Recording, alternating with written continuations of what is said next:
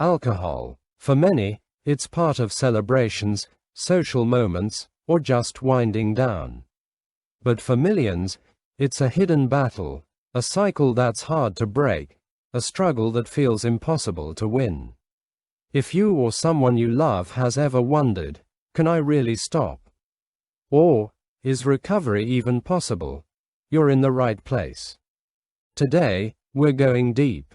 We're uncovering what alcohol use disorder really means, how addiction changes the brain, and most importantly, the proven paths to recovery. This isn't just about quitting drinking. It's about healing your mind, rebuilding your life, and finding hope. So if you're ready to learn, to be inspired, or to support someone on their journey, stick around. Let's start this journey together. When we talk about alcohol, we often think about celebrations, social nights out, or just relaxing after a long day.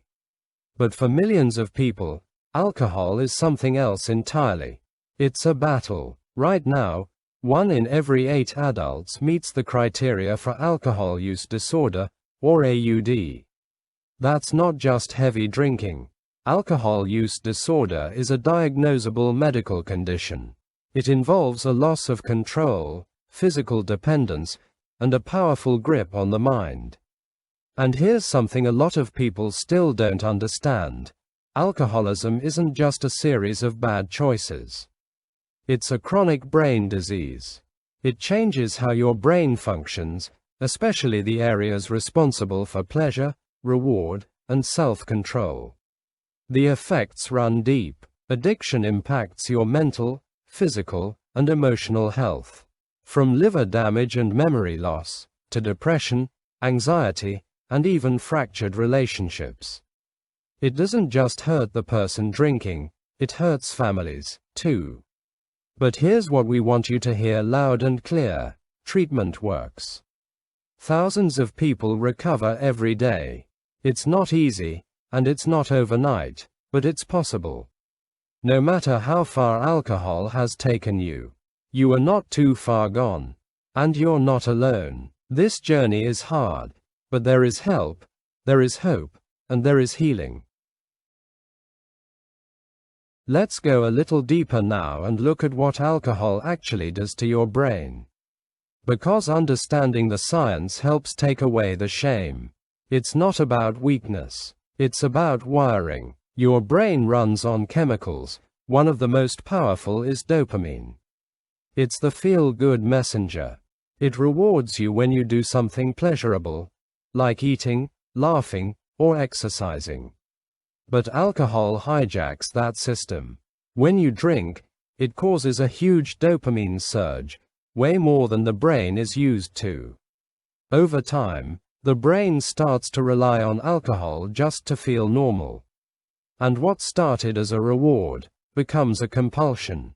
You drink, not to feel good, but to avoid feeling awful.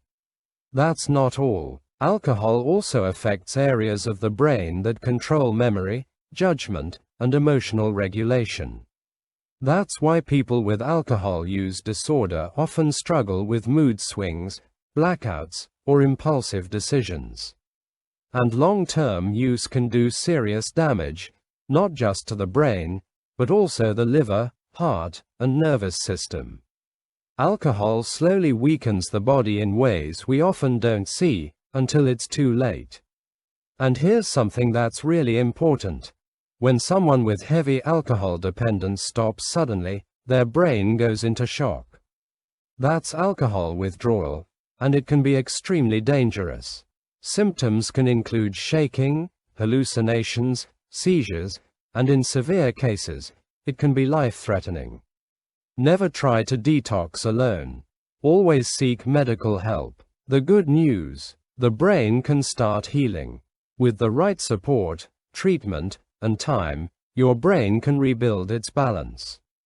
It can recover. You're not broken. You're not weak. You're human, and you deserve support, not judgment. So let's keep going and talk about what that support looks like. Recovering from alcohol use disorder isn't just about stopping drinking. It's about healing, physically, mentally, and emotionally. And to do that, we need more than just willpower. We need a plan built on the 5 pillars of effective treatment. Pillar 1 is medical detox. The first and most urgent step for many.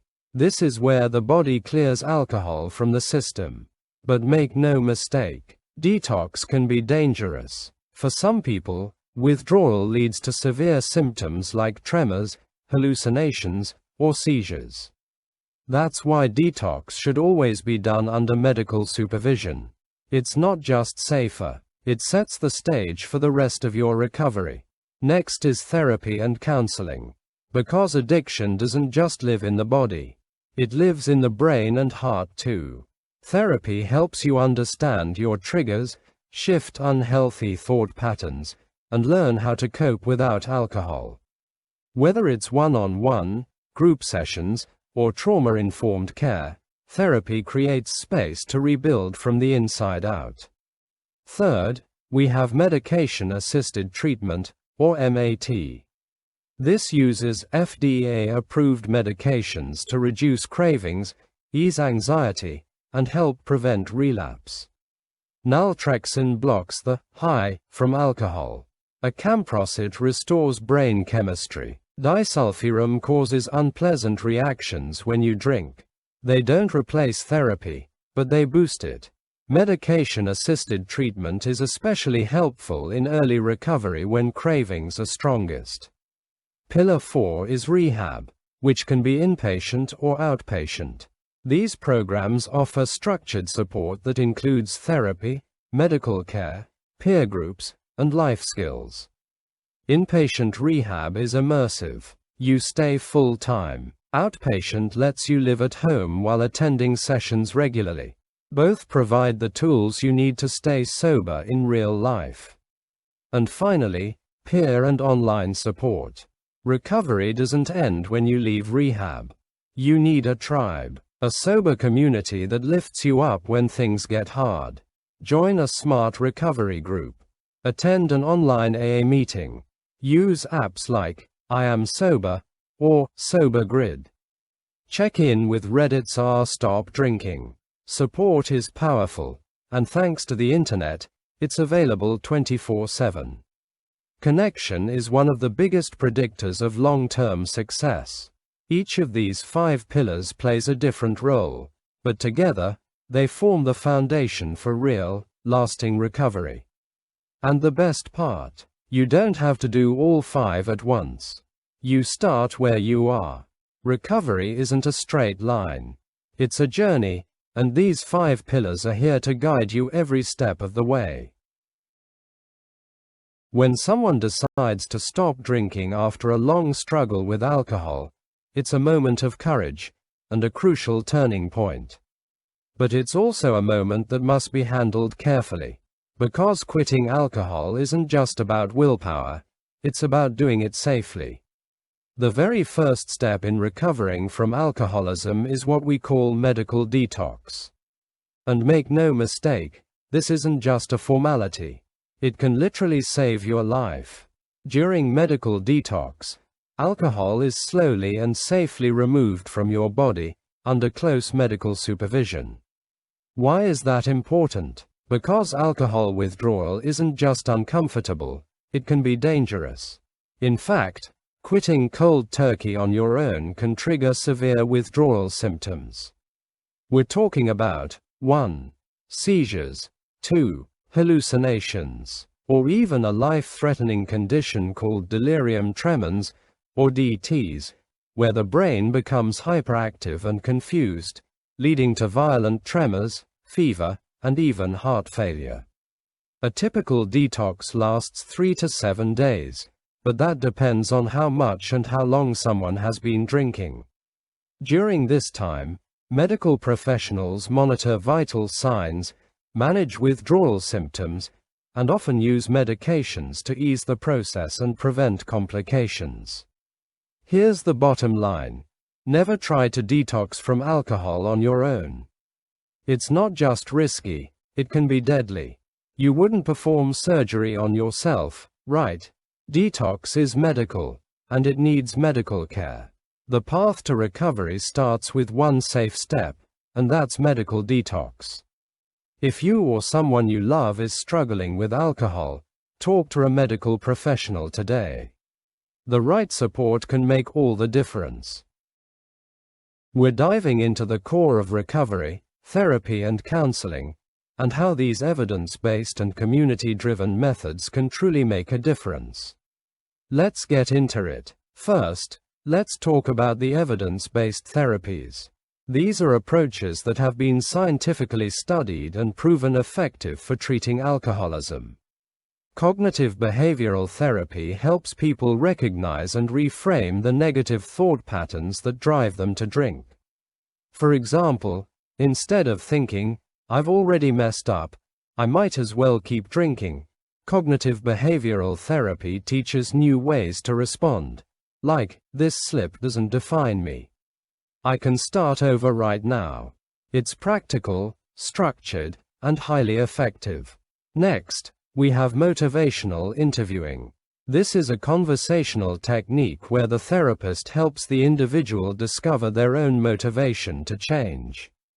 It's not about telling someone what to do. It's about drawing out their internal reasons to quit drinking, and that makes all the difference. Alcoholism often masks deeper pain. Trauma-informed care ensures that therapy is safe and sensitive for people who've experienced emotional, physical, or sexual trauma. Instead of just treating the drinking, it addresses why the person drinks in the first place, and that's powerful. Therapy isn't only one-on-one. Group support plays a critical role in recovery. Why? Because it reminds people they're not alone. Let's look at 3 common and effective group support systems. Let's begin with the 12-step programs like Alcoholics Anonymous. Alcoholics Anonymous has been around for decades. It focuses on surrendering to a higher power, making amends, and daily commitment to sobriety.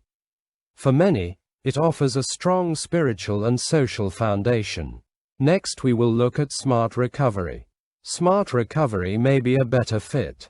It's grounded in science and psychology, emphasizing self-management, goal setting, and rational decision-making. Think of it as CBT in a group format. Recovery doesn't end when therapy does. Sober living homes offer a structured, alcohol-free environment that supports people in early recovery. They provide community, accountability, and a safe space to rebuild life, one day at a time. Recovery isn't one size fits all. The right therapy, or combination of therapies, can open the door to healing, stability, and a better future. Whether it's one-on-one counseling, group support, or sober housing, what matters most is taking that first step.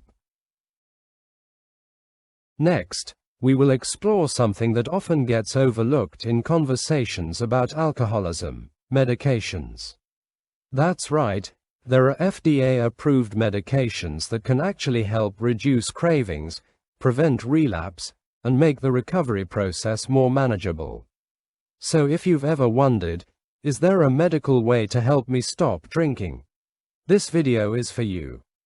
Alcohol changes the brain, especially the reward system. Over time, it wires the brain to crave alcohol and feel like it needs it just to function. That's where medication can help. Let's look at 3 of the most common and effective options. First up, naltrexone. This medication works by blocking the receptors in your brain that respond to alcohol's rewarding effects. In simple terms, if you drink while on naltrexone, you don't get the same buzz. Over time, your brain stops linking alcohol with pleasure. That makes it easier to cut back or quit entirely. It can be taken daily as a pill, or monthly as a shot called Vivitrol. Next is acamprosate, also known as Camprol. This one's for people who've already stopped drinking and want help staying sober. It works by stabilizing chemical signals in the brain that get thrown off by long-term alcohol use. The result? fewer cravings, less anxiety, and more mental clarity during recovery. Now, let's talk about the old school option, disulfiram, or antabuse. This medication works very differently. If you drink alcohol while taking disulfiram, you'll experience nausea, flushing, headaches, even vomiting.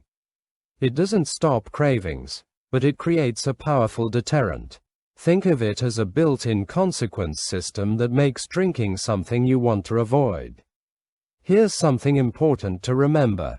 These medications aren't magic pills. They work best when combined with therapy, counseling, and support systems, like we talked about in a previous video on smoking cessation. Think of medication as one piece of the recovery puzzle, a powerful tool that can make other strategies even more effective. It's best for people who are highly motivated to stop and need that extra accountability. Medication for alcoholism is not a sign of weakness. It's a sign of strength. It's saying, I want help, and I'm willing to use every tool available. If you or someone you care about is struggling with alcohol, talk to a doctor or addiction specialist. There's no shame in getting medical support, just hope. If you or someone you care about is struggling with alcohol, one of the most common questions is, should I go to rehab? Today, we're breaking it all down, the types of rehab, how they work, and what to expect. Whether you're just starting your recovery journey or looking for the next step, this video will give you the clarity you need. Let's dive in. Rehab isn't just a place. It's a structured, supportive environment where healing begins. It combines therapy, education, medical care, and community, all focused on helping you live alcohol-free. There are two main types of rehab programs. Let's break them down. Inpatient rehab means you live at the facility, usually for 28 to 90 days. It's immersive. You're away from triggers, stress, and distractions, with round-the-clock support from medical professionals and therapists. What's it like? Well, it entails the following. 1. Daily therapy, both one-on-one and group. 2. Structured schedules, meals, classes, recovery activities. 3. Health and nutrition support, to rebuild your body and mind. And 4. A tight-knit community that understands exactly what you're going through. It's best for people who need intensive support or who've tried outpatient methods and relapsed. Not everyone can step away from work or family for a month. That's where outpatient rehab comes in. You live at home but attend scheduled treatment sessions several times a week. This option is 1. More flexible for those with responsibilities. 2. Still includes therapy, education, and support groups. And it is 3. Ideal for those with a strong support system at home. Some programs are intensive outpatient, abbreviated as IOP, with multiple hours of treatment per day, while others are more basic. Outpatient doesn't mean easier. It just means you're healing while still living in the real world. No matter which program you choose, most rehab centers include the following.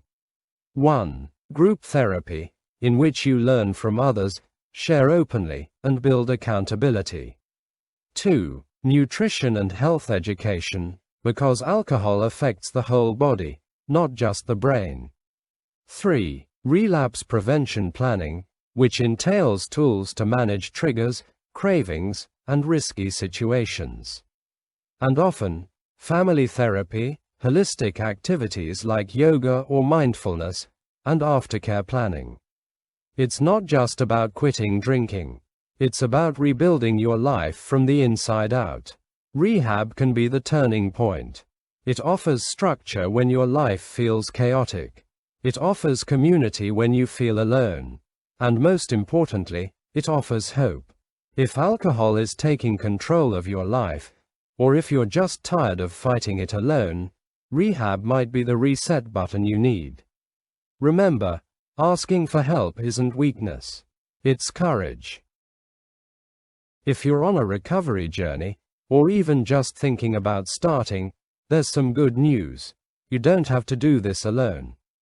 Not anymore. In today's world, support is just a tap, click, or headphone away.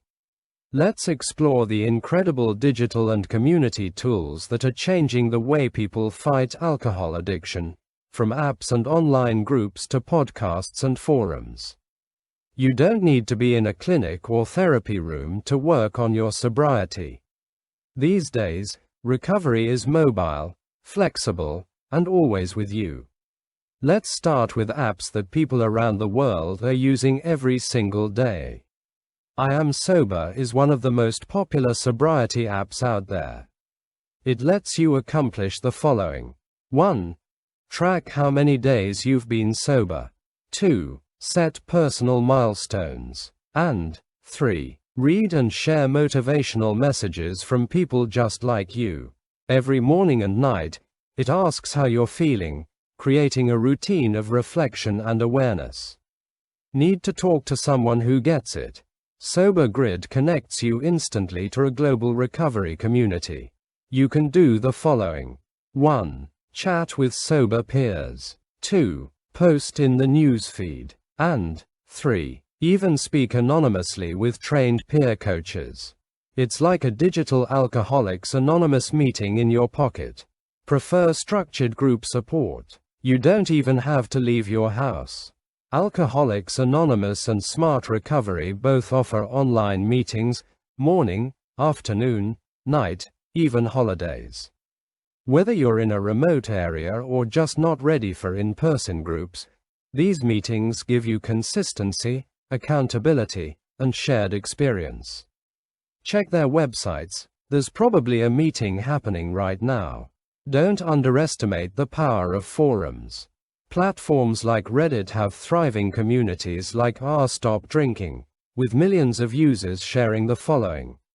1. Daily struggles. 2. Sobriety milestones. 3. Tips for beating cravings. And most importantly, support without judgment. Some threads are raw, some are hilarious. All of them remind you, you are not alone. Prefer a live conversation? There are Discord servers dedicated to recovery. You can do the following. 1. Join voice chats. 2. Get immediate advice. And 3. Find a 24/7 sober hangout space. It's recovery with a modern twist, instant, interactive, and human. Sometimes, you just need a push, or a voice that understands. YouTube channels like This Naked Mind, Craig Beck, or Sober Leon share stories, science, and strategies. Or tune into podcasts like the following. 1. Recovery Elevator. 2. The Sober Curious Podcast. And 3. Sober Powered. You can get inspired while commuting, cooking, or even falling asleep. We will now talk about one of the hardest, and most heart-wrenching, parts of addiction.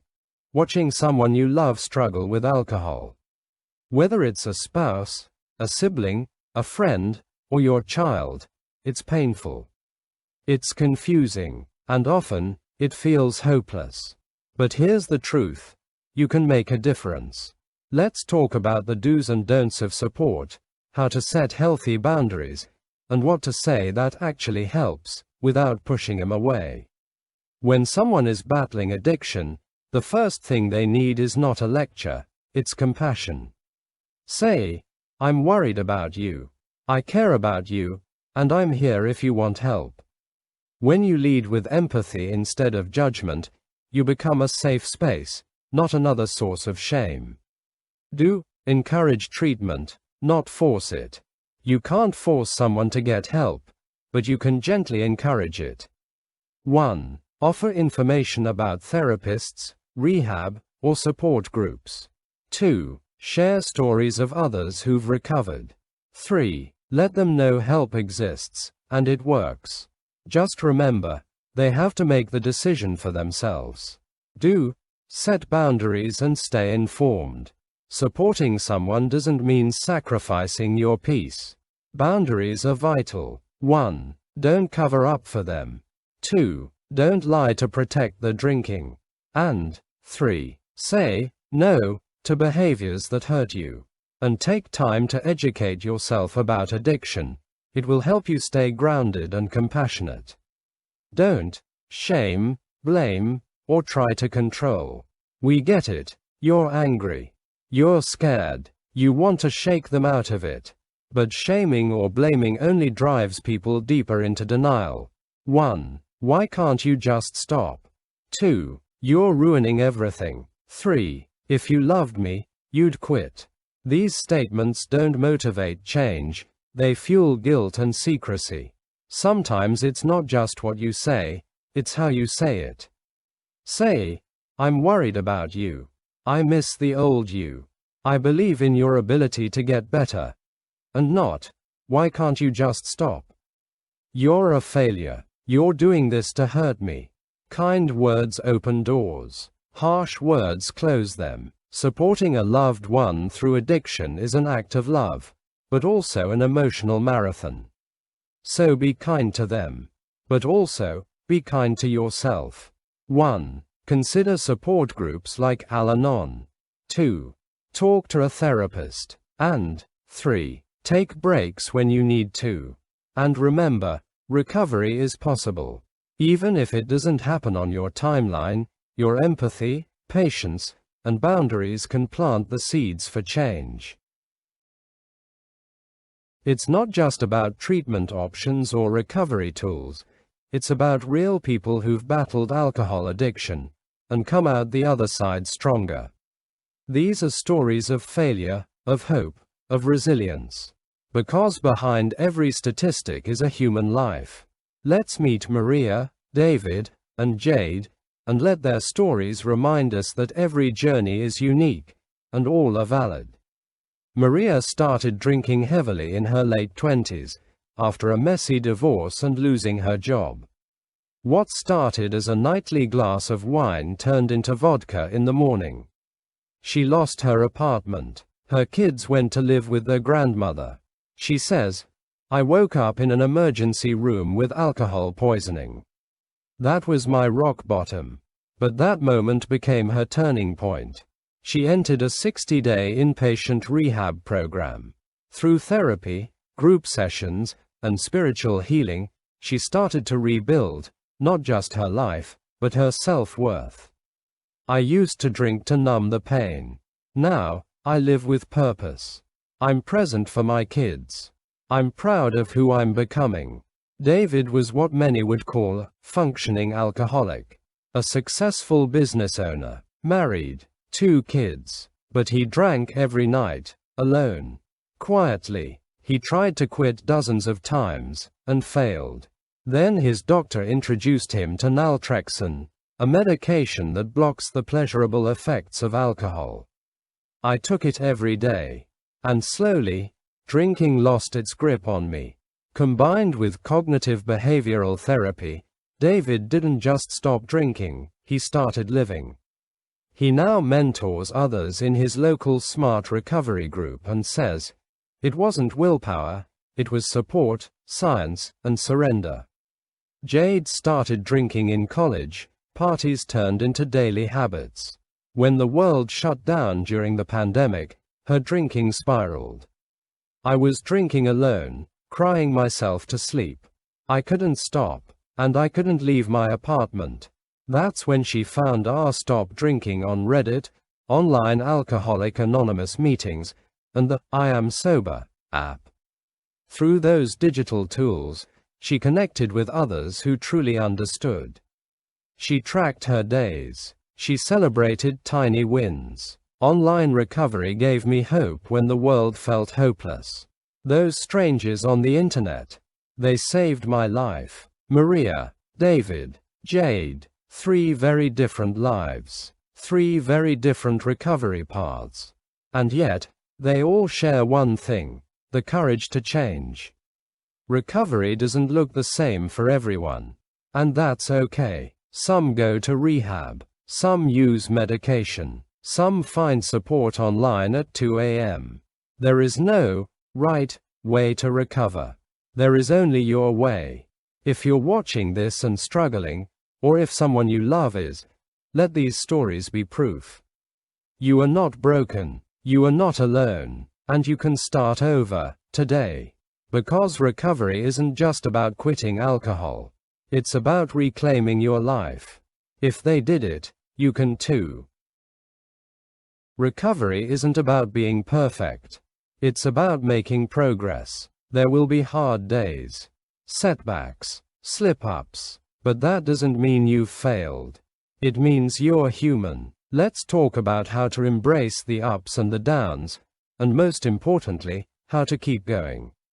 Relapses happen, slips happen, and while we don't want them, they don't erase all the progress you've made. In fact, they can be a part of the process. I drank last night doesn't mean I'm back at square one. It means 1. You're learning, 2. You're growing, and 3. You're getting back up. And that comeback, that's something to celebrate. Let's talk about how to stay on track, even when it's tough.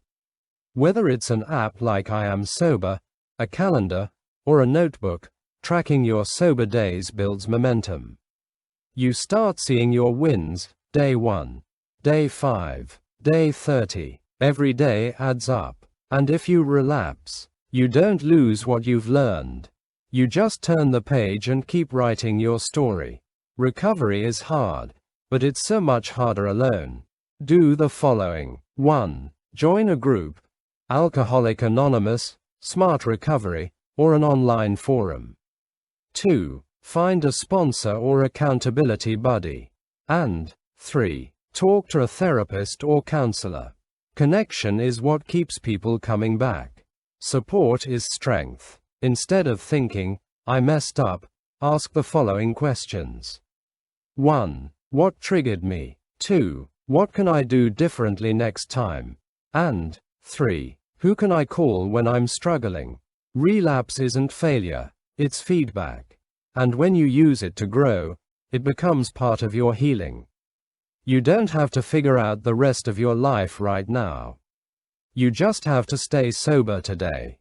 That's it. One decision, one breath, one step. And tomorrow, you do it again. Recovery is a daily practice, not a destination.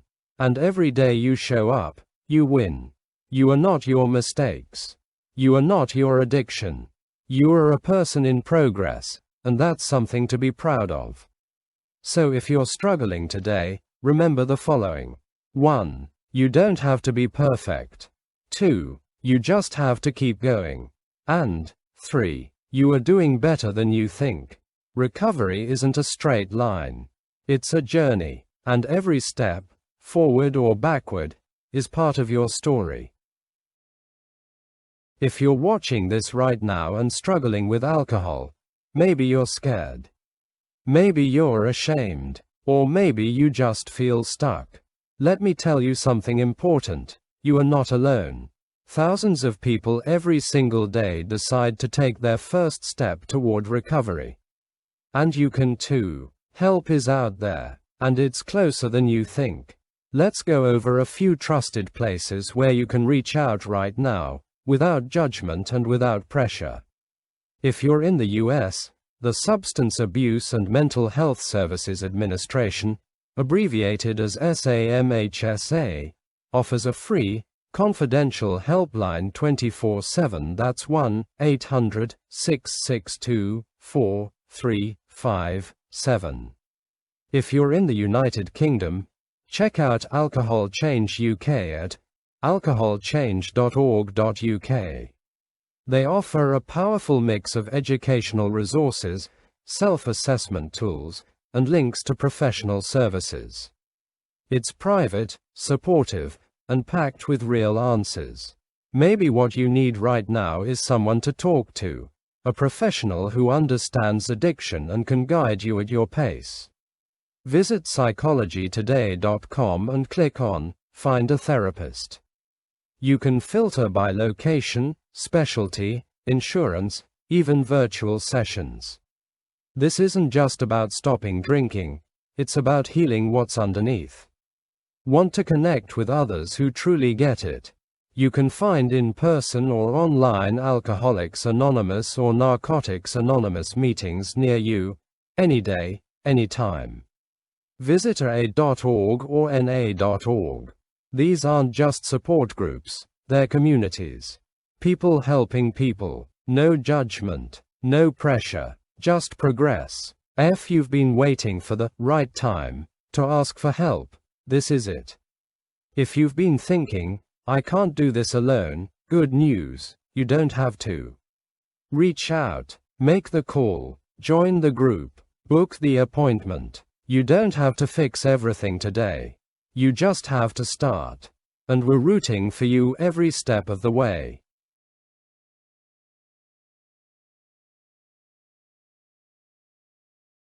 Before we end this video, I want to leave you with something important.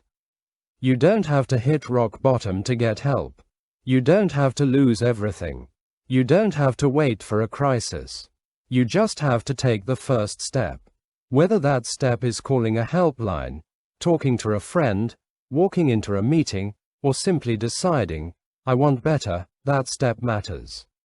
And guess what? We're with you. You are not broken. You are not weak. You are brave for even thinking about change.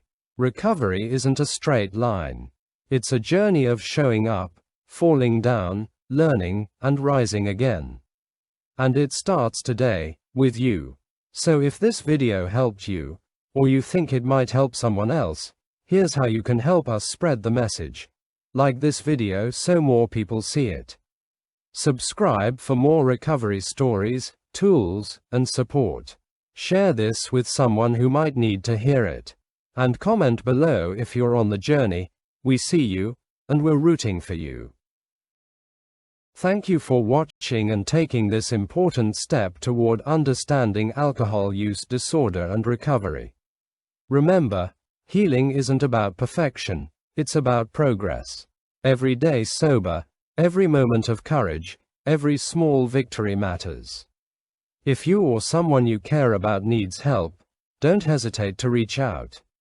There are people, programs, and communities ready to support you, because no one has to face this journey alone. If this video helped you, please give it a thumbs up, subscribe for more content like this, and share it with anyone who might need to hear this message today. And if you're on your own recovery path, drop a comment below. We want to hear your story and cheer you on. Together, step by step, we can build hope and change lives. Take care, and see you in the next video.